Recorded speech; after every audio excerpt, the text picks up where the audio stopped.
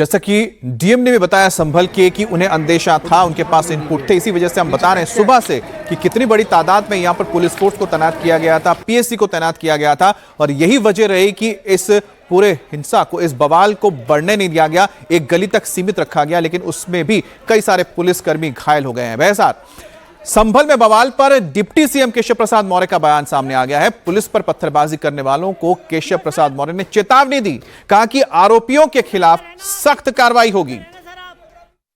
न्यायालय के आदेश का पालन कराना ये सरकार की जिम्मेदारी है, पुलिस प्रशासन की जिम्मेदारी, उसे कराया जाएगा। जो माननीय न्यायालय के आदेश के अनुपालन में बाधा डालेंगे उनके खिलाफ कानून अपना काम करेगा। तो प्रशासन और शासन का एकदम क्लियर मैसेज है कि यह मामला अदालत में है, अदालत के निर्देशों का पालन किया जा रहा है। अगर इसमें कोई भी दखल देगा तो उसके खिलाफ कानून के तहत ही कार्रवाई होगी। संभल में जारी तनाव के बीच एक और बड़ी खबर, संभल में मस्जिद के सर्वे का काम पूरा हो गया है।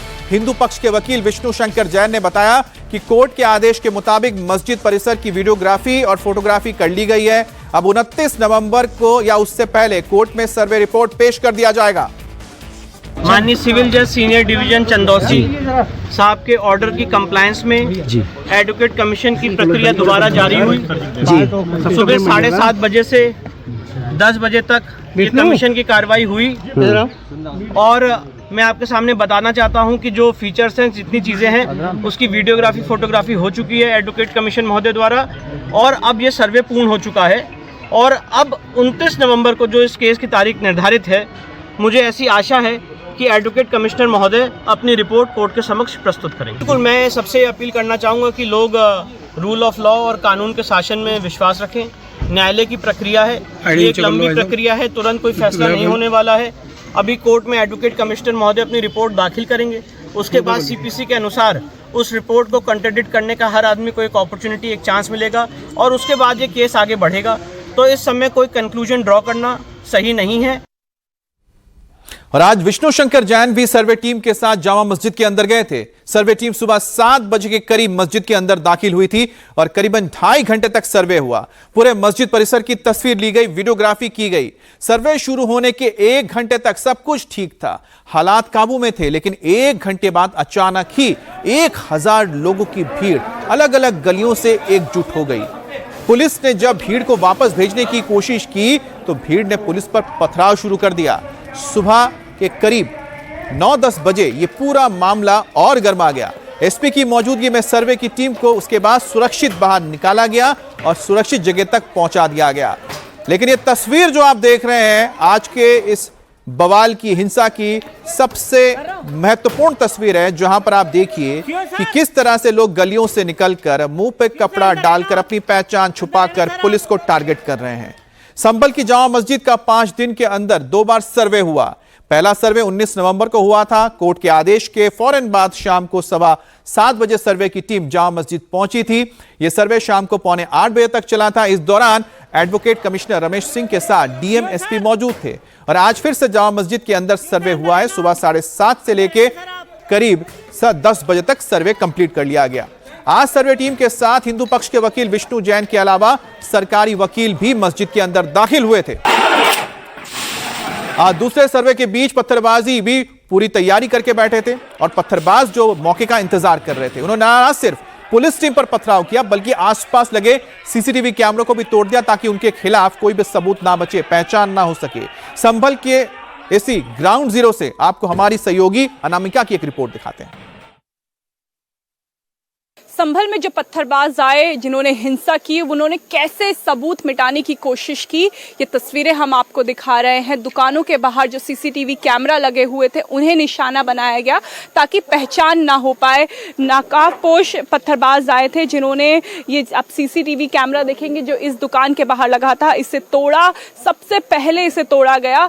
हालांकि डीवीआर में कुछ रिकॉर्डिंग हुई होगी जिसको पुलिस प्रशासन आगे खंगालेगा और एक एक करके उन नकाबपोश पत्थरबाजों को दबोचेगा जिन्होंने संभल में आगजनी की और माहौल बिगाड़ा। आप देखिए, दो ऐसे कारतूस मैं आपको यहाँ पे दिखाऊंगी जो पुलिस ने जो पत्थरबाज हैं उन्हें हटाने के लिए यहाँ पे इस्तेमाल किए थे 85 mm यानी 30 ग्राम के 2 कारतूस आप यहाँ पे देख पाएंगे जो इस समय नीचे पड़े हुए हैं। जिंदा कारतूस ये थे जो पत्थरबाजों पे पुलिस ने इस्तेमाल किया। केवल ये एक ही सीसीटीवी कैमरा नहीं था, एक और सीसीटीवी कैमरा है आगे की दुकान पे जो तोड़ा गया ताकि सभी सबूत जो है वो मिट जाए। कौन आया, किसने पत्थरबाजी की, किसने इन गाड़ियों को आग लगाई, उनकी पहचान ना हो पाए।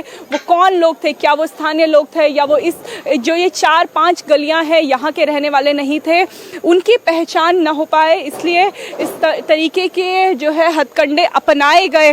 पहले नकाबपोश आए और दूसरा फिर सीसीटीवी को तोड़ना, तीसरा आप देखिए कि ये जो कार है ये जलाई गई। ये अभी भी धुआं उठ रहा है, अभी भी ये महसूस किया जा सकता है कि कितनी टेंशन थी उस समय, किस प्रकार की हिंसा हुई जिससे जामा मस्जिद के ठीक पीछे का जो संभल का इलाका है वहां माहौल खराब हो गया, वहां हिंसा भड़क गई। और संभल में अचानक इतने लोगों की भीड़ कहां से आई? क्या आज माहौल खराब करने के लिए पहले से प्लानिंग की गई थी? अचानक से इतने पत्थरबाज कहां से आ गए? पुलिस अब इसी की जांच कर रही है।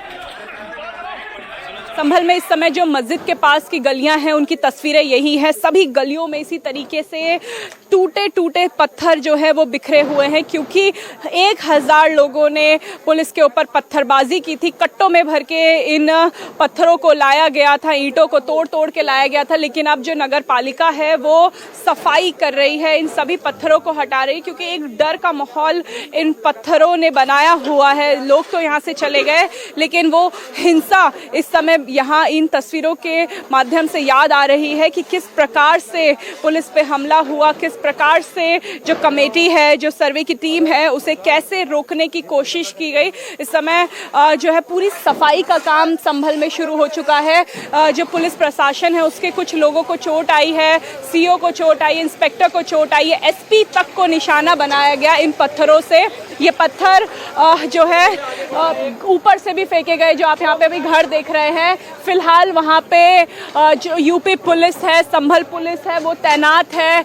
एक एक घर की निगरानी की जा रही है। इस समय सबसे ऊंची बिल्डिंग ये सफ़ेद घर की है तो इसीलिए यहाँ पे से निगरानी की जा रही है, ड्रोन से निगरानी की जा रही है। और साथ साथ जो नगर पालिका है वो यहाँ पे इन पत्थरों को अब साफ कर रही है। लेकिन क्योंकि पूरा रास्ता रुका हुआ है, यहाँ के जो आने जाने वाले लोग हैं जो अभी फ़िलहाल अपने घरों में बंद हैं, उनके लिए ये रास्ता खुल जाए, स्थिति सामान्य हो, ये कोशिश की जा रही है। देखिए जो गाड़ी तोड़ी थी उसको भी हटाया जा रहा है यहाँ से। कुछ देखिए बाइक जला दी गई थी पूरी तरीके से। डीजल पेट्रोल अपने साथ लाया गया था और उसी से ये आगजनी की गई थी कि इस वजह से अभी पूरी जो गलियां हैं वो ब्लॉक हो चुकी हैं आने जाने के लिए।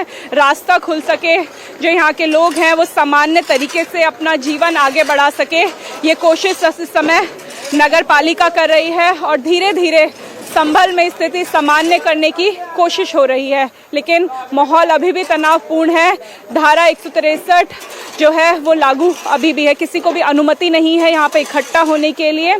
पहचान की जा रही है, जो घायल हैं उन्हें अस्पतालों में भर्ती करा दिया गया है और जो सीओ है, इंस्पेक्टर है, एसपी है, उनकी भी मरहम पट्टी के बाद अब वो फ्लैग मार्च निकाल रहे हैं। हर एक गली में जाके ये अनाउंसमेंट की जा रही है कि जो सहयोग करे, जो अगर आप उन लोगों को जानते हैं जिन्होंने पत्थरबाजी की है, उनकी पहचान बताने में पुलिस को मदद करे।